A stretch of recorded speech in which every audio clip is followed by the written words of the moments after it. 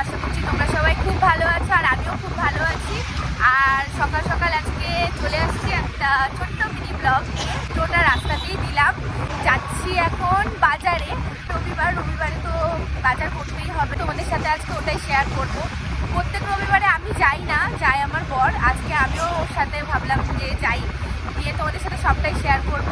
তো এই যে চলো, আলু নিচ্ছে,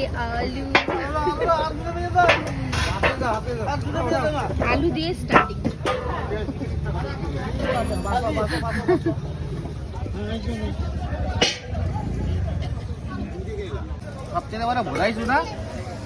এখন না হচ্ছে রসুন, এক দোকান থেকে আমরা আলু পেঁয়াজ বাংলাদেশের দোষ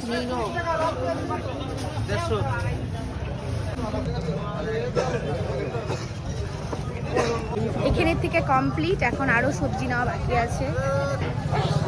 কোথায় যাবো এখন? দোকান, বৌদির দোকান। বৌদির দোকান, ঠিক আছে। ও তার মানে আমার বর বৌদির দোকান থেকে সবজি।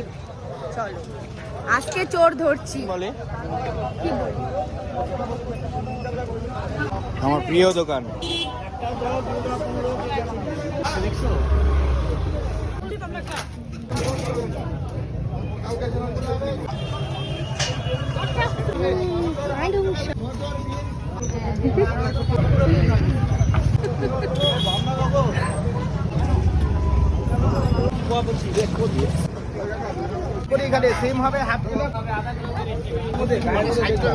বাজার করার ডান।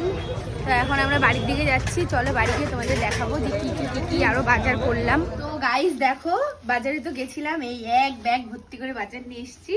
এখানে ফার্স্টে চিকেন, তারপর দেখো এই যে বড়ি, ধনিয়া পাতা, পরে হচ্ছে গাজর, সিম, এর ভিতর শীতের পালং শাক, কপি, মাছ আছে, দেখি মাছ, বেগুন, ভথুয়া শাক, এটা মূলো, পেঁয়াজ কলি আছে, হচ্ছে টমেটো, আর হচ্ছে মিষ্টি কুমড়া।